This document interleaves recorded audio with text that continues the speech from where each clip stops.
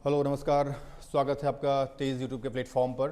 और अभी जो सबसे ज़्यादा हॉट टॉपिक है वो है कि एआई रोबोट पर मचा है घमासान, हंगामा है क्यों बरपा।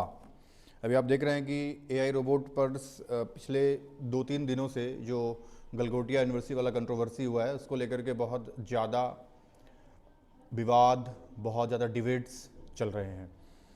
और सिविल सर्विसेज एस्पिरेंट्स के लिए विवाद तो बहुत इम्पोर्टेंट नहीं है, लेकिन चूंकि विवाद हो गया है तो परीक्षा में रोबोट से जुड़े कुछ प्रश्न आ सकते हैं।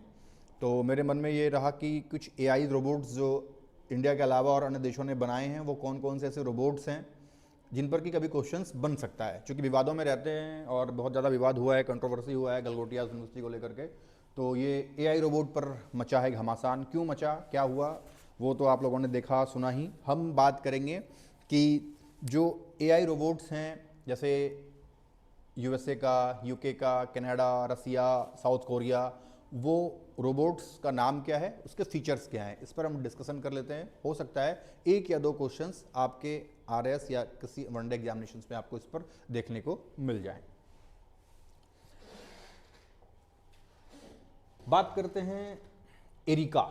ये एक रोबोट है एरिका, जिसका नाम है। और ये एरिका जो है जापान की ह्यूमनाइड रोबोट्स है। ह्यूमनाइड्स आप देख रहे हैं, ये है एरिका, ये जो करली हेयर्स वाली है ये एरिका है। ह्यूमनाइड्स यानी कि मानव के हाव भाव, मानव की भाव भंगिमाएं लेकर जो रोबोट्स हम बनाते हैं उसे हम ह्यूमनाइड्स रोबोट्स कहते हैं। तो ये एरिका है जो जापान की रोबोट है। ये आप चित्र में देख सकते हैं, ये सामने बैठी हुई है और ये बात कर रही है। इसकी जो विशेषताएं हैं, ये एक ह्यूमनाइड रोबोट है, जैसा बताया कि मानव के हाव भाव वाले, जो न केवल मनुष्यों की नकल करता है बल्कि एआई की मदद से समस्या समाधान भी करता है। एआई की मदद से समस्या समाधान भी करता है।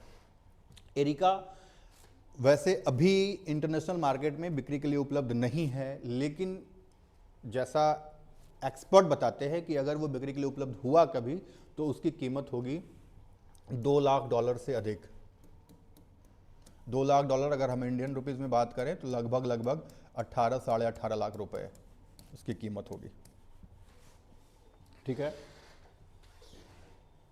सबसे ज़्यादा विवाद जिस पर हुआ वो अभी जो विवाद हुआ ये इसी रोबोट पर हुआ। ये रोबो डॉग्स कहते हैं, रोबो डॉग्स, ये ह्यूमनाइड नहीं है, ये रोबो डॉग्स है।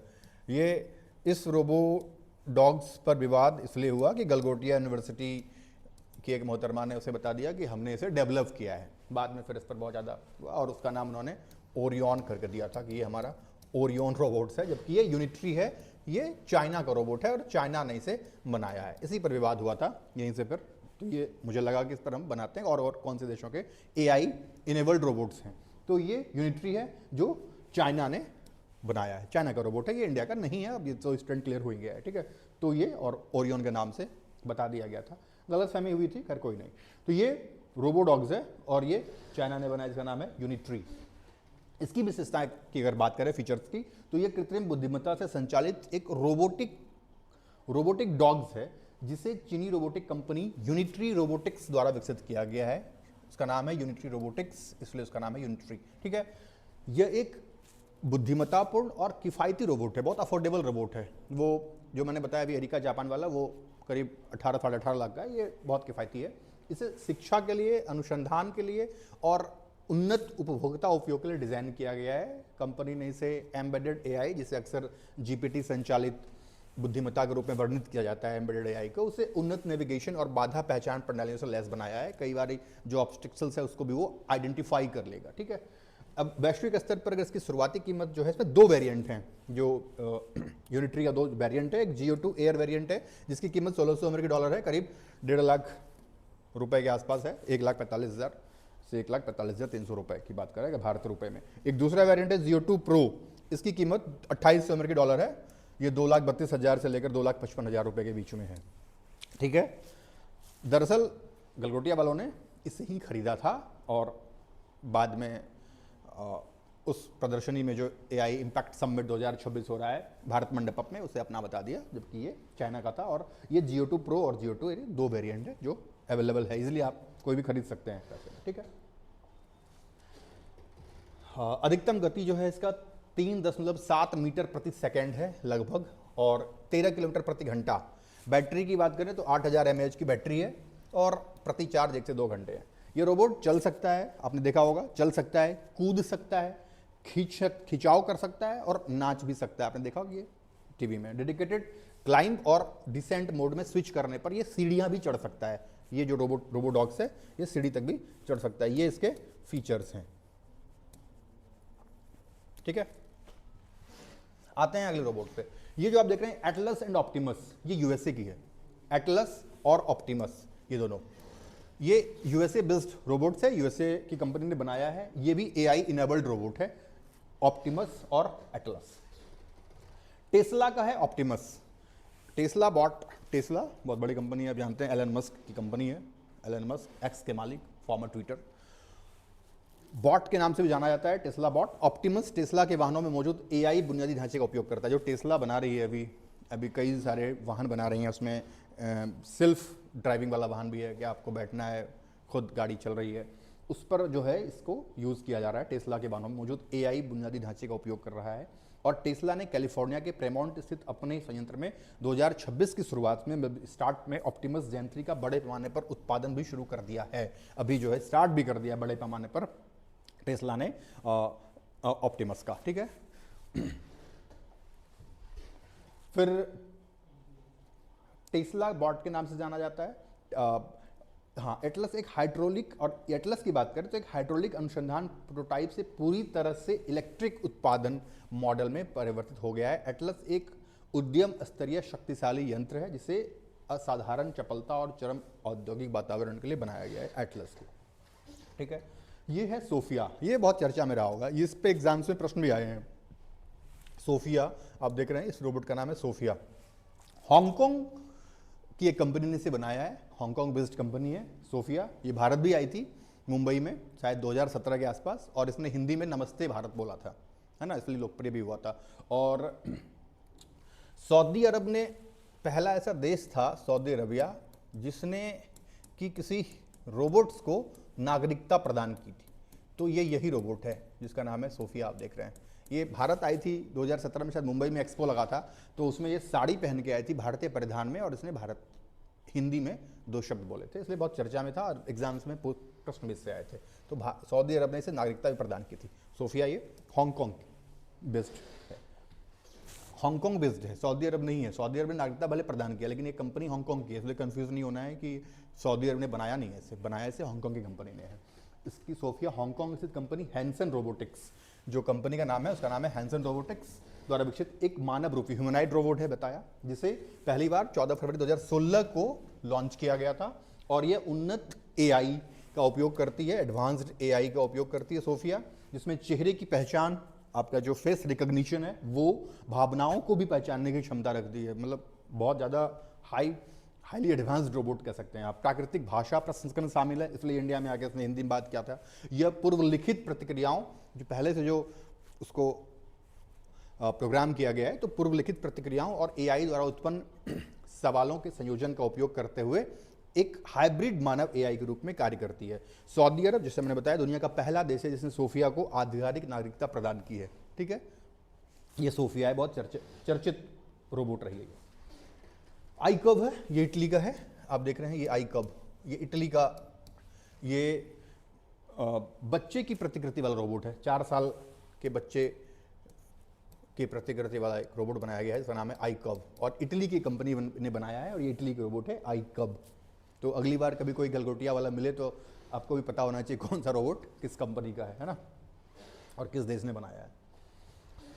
विशेषताएं इसके आई कब की, एक ओपन सोर्स बच्चों के आकार का ह्यूमनाइड रोबोट है। ये भी ह्यूमनाइड रोबोट है बच्चों के आकार का, जिसे इटली में इंस्टीट्यूटो इटालियनो डी टेक्नोलॉजिया IIT, अब ये IIT इटली वाला है, ये IIT दिल्ली वाला नहीं है, मतलब IIT Indian Institute of Technology, Istituto Italiano di technology द्वारा विकसित किया गया है। शारीरिक अनुभूति, कृत्रिम बुद्धिमत्ता और मानव रोबोट अंतःक्रिया का अध्ययन करने के लिए लगभग 104 सेंटीमीटर ऊंचा रोबोट 4 साल के बच्चे की क्षमताओं का अनुकरण कर, जो 4 साल के बच्चों के अंदर जो क्षमताएं, जो कैपेसिटी हैं, उसके अकॉर्डिंग से डेवलप किया गया है, और ये इटली की कंपनी ने बनाया है, ठीक है। अगला रोबोट है फेडोर, ये रसिया ने बनाया है।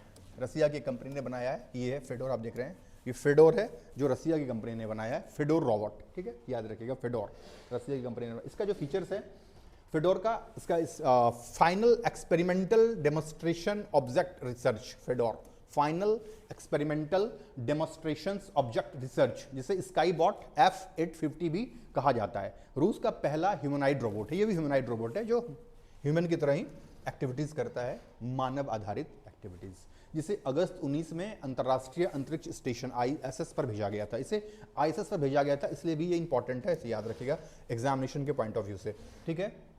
फेडोर रसिया का है, इसे एंड्रॉइड टेक्निक्स और फाउंडेशन फॉर एडवांस्ड स्टडीज द्वारा विकसित किया गया है। फेडोर जो रसिया का है और पहली बार इसे ISS इंटरनेशनल स्पेस स्टेशन पर भी भेजा गया था।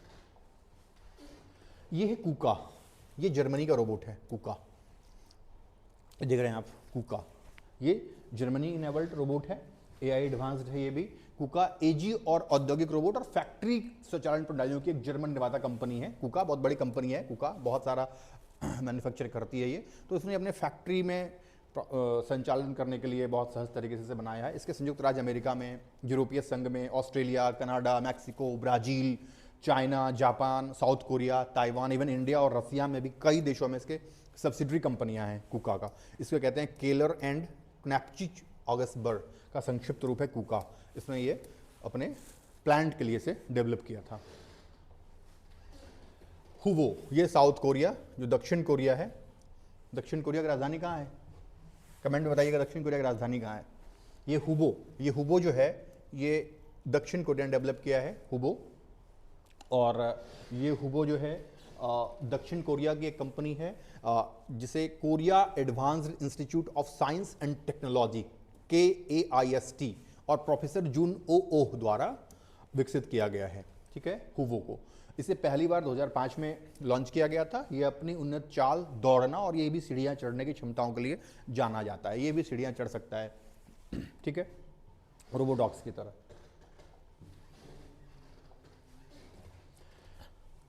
और हुबो के बाद ये है फोनिक्स। ये फोनिक्स जो है ये कनाडा का रोबोट्स है, ये कनाडा का रोबोट्स है फोनिक्स, आप देख रहे हैं ये फोनिक्स, ये कनाडा का है। इस पर सवाल आ सकता है तो आपको पता होना चाहिए ये रोबोट्स है किस देश का है, इसके फीचर्स क्या हैं इतना। इसके फिनिक्स रोबोट एक उन्नत मानवाकार यानी कि वो भी ह्यूमनाइड्स है, जनरल पर्पस के लिए बनाया गया है। इसे कनाडा के वैंकूवर स्थित कंपनी सेंचुरी AI द्वारा विकसित किया गया है। इसका अनावरण 2023 में किया गया था। वैंकूवर कनाडा में एक जगह है और इसे सेंचुरी AI नाम की कंपनी ने बनाया था और 2023 में इसका अनावरण किया गया था। ये अमेरिका है, UK यूनाइटेड किंगडम, ब्रिटेन ने इसे बनाया है। अमेरिका, इसका नाम है अमेरिका, ये देख रहे हैं आप अमेरिका, ये फीमेल वर्जन रोबोट्स है अमेरिका। अमेरिका एक उन्नत AI संचालित ह्यूमनाइड रोबोट है जिसे UK के कार्निवाल के फॉलमाउथ में स्थित इंजीनियर्ड आर्ट्स द्वारा विकसित किया गया है। इंजीनियर्ड आर्ट्स ने विकसित किया है फॉलमाउथ में। इसे अद्वितीय चेहरे के भावों के साथ, इसका जो एक्सप्रेशन है, फेशियल एक्सप्रेशंस है, उसके साथ मानव रोबोट अंतःक्रिया के लिए डिजाइन किया गया है और इसका अनावरण 2021 में किया गया था। इसका नाम है अमेरिका और ये UK की रोबोट है। और इंडिया की बात करें तो इंडिया की ये व्योम मित्र आपने देखा होगा, बहुत चर्चा में था। इसरो ने मिलकर बनाया था शायद ये गगनयान के लिए। ये व्योम मित्र है, ये फीमेल एस्ट्रोनॉट्स के तर्ज पर इसे बनाया गया है व्योम मित्र को, और ये इंडिया ने ये बनाया, इंडिया का ये रोबोट है व्योम मित्र, गलगोटिया का नहीं, इंडिया का। व्योम मित्र भारत की पहली महिला जैसी दिखने वाली अंतरिक्ष यात्री ह्यूमनाइड रोबोट है जिसे इसरो ने वही बताया गगनयान मिशन के लिए विकसित किया है। इसे अंतरिक्ष मित्र के रूप में डिजाइन किया गया है।